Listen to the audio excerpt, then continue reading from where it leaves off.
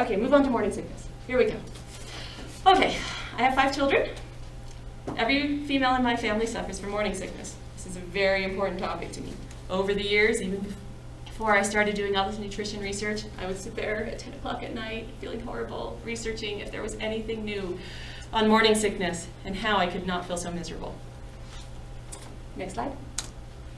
And I did remember this study that found in places where they ate a lot of sugar, meat, milk, and eggs, but had a low intake of cereals and pulses. Pulses are legumes, like lentils and beans. They had worse morning sickness. So that was in the back of my mind. And then, one day, I was looking into what might be nutritional and special about barley. And on this one website, it popped up that barley was pretty high in molybdenum. Yes, I'll tell you in a minute. And I thought, molybdenum? What's that? Have you ever heard of molybdenum? I knew that's more than I knew. This was about 2 years and a few months ago, and I was like, molybdenum, what's that? So then I clicked on molybdenum, and this website showed me foods that were ranked high in molybdenum, like it considered healthy. The foods that were highest were barley and oats, and especially pulses. And all of a sudden, I had this eureka moment that was so cool, where my brain said, this is an important connection. Cool, okay. Maybe higher molybdenum-containing foods are somehow protecting against morning sickness. Let's see if there's any research to explain how that could be happening. So I delved into molybdenum and found that molybdenum is only in 5 enzymes in the body that we know of. The most known one of this relatively unknown element is sulfite oxidase. It breaks down sulfite. You probably know sulfites from your dried apricots. You'll see it listed as a preservative on them. It helps retain color. Well, sulfite preservatives used to be put on salad bars in the US, but they made so many people sick, even killed so many, that the FDA banned them, and you're no longer allowed to put sulfite preservatives on fresh food, generally. They still allowed them on like dried and frozen potato products. They are used to treat grapes. And then they're used for a lot of dried fruit. So like coconut products, apricots, you'll find sulfites in those. Sulfite oxidase uses molybdenum, and it breaks down sulfite into sulfate, which our body can then recycle or excrete in our urine. As I researched, I found that our body uses more hydrogen sulfide, a precursor of sulfite, to basically form new blood vessels from existing ones. And if you think about what placenta formation is, that's exactly what it is. It's a growth. It's engaged. Placenta growth is a huge process of angiogenesis, making new vessels from existing ones. So you can grow this placenta and knock out, the uterine wall in ways where it can all hook up. I think of it sort of as like putting pilings into a shore so you can build a dock. So we're using more hydrogen sulfide in this process of angiogenesis, but then it has to get broken down. And sulfite is known to be one of the steps in the breakdown. I think it's assumed that sulfite kind of gets used up at about the same rate it gets made. But based on the lower amount of morning sickness severity we see with people eating more molybdenum-containing foods, I think the assumption that all the sulfite gets taken care of quickly is incorrect, because the excess molybdenum or extra molybdenum does seem to be helping. So anyway, this is my own paper. It's a hypothesis I got published back in 2016. I told my sister about it up in north of here, an hour or so, and she has awful, awful morning sickness. So she went out to the store, bought a bottle of Molly B, which is a molybdenum supplement, and just had it on her shelf. And then, next slide. A stomach bug came through her home. Her husband was vomiting. She started to feel sick. A friend who had just been over was also like, I don't feel so great. So she talks to me and says, should I try molybdenum?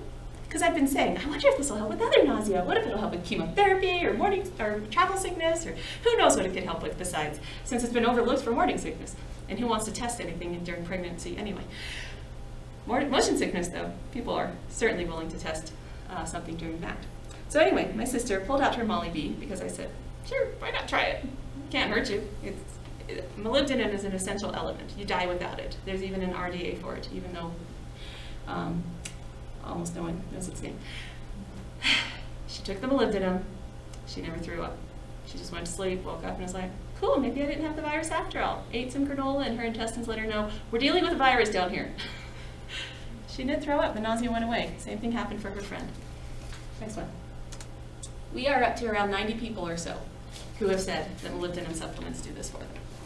So every time now you see something saying there is no treatment for norovirus, there is no treatment for viral gastroenteritis, this bottle is $6.25 at Natural Grocers. I do not typically go past what's considered a safe amount for chronic daily use. And I usually only have to give one dose. This works on my 3-year-old. It is not a placebo effect because I've never seen anyone able to talk a toddler out of vomiting when they have a stomach bug. So. Or an 8-year-old for that matter. Or an 8-year-old. It just, yeah. So I love molybdenum. It's in some multivitamins. My husband was in Germany over New Year's, and he picked up this multivitamin Browser Tabletta that has listed as one of its ingredients molybdane. And I was like, oh, give me that just to prove it's safe.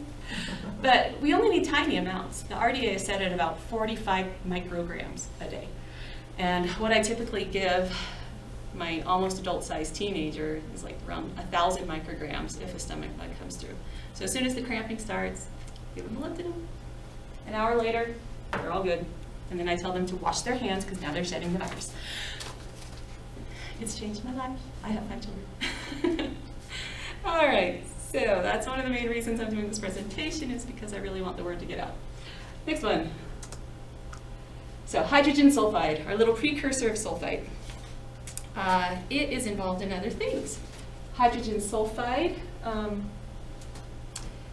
So the reason I think it helps with the nausea is because our mucosa protects itself from attack using hydrogen sulfide. So there's more of that sulfite to break down. Next slide, please. But this was really odd to me. I had a friend who was suffering from migraines. Her meds didn't work, so she'd given up on them. And I'd noticed that the food triggers for morning sickness and migraines were similar. So I suggested, hey, you want to try this molybdenum? And it helped her. And I've got several women, next slide, who say the migraines help. But it's not as uniform as the stomach bug thing. I think migraines must be a lot more tricky than gastroenteritis is. Oh, I didn't tell you, the molybdenum also helps with diarrhea. That's a nice thing. But let's see, my first friend, she experiences much less in the way of migraines. This friend only got migraines monthly, cyclical thing. Molybdenum completely gets rid of them for her. This one damaged her neck in college doing Pilates. It also has a family tendency to migraines, and when she takes it, they're much lower and bearable. She used to have to go to a chiropractor weekly, and now she's good. And this one, she's also had her migraines pretty much stop when she was taking a diet supplement to lose weight that also included molybdenum. So she was getting a regular dose of it, and her migraines pretty much stopped, but then she ran out of the diet supplement and they came back. Okay, next one. So I think the reason sulfite is involved with migraines is because, again, hydrogen sulfide, that precursor, is involved in relaxing our cerebral blood vessels. And a lot of people do find that changes in air pressure trigger their migraines. And it's been noticed for a long time that there's something vascular that appears to be happening. But migraines are a great mystery. I'm not going to go much more into it except to say it's helping some women. I don't know any men with migraines.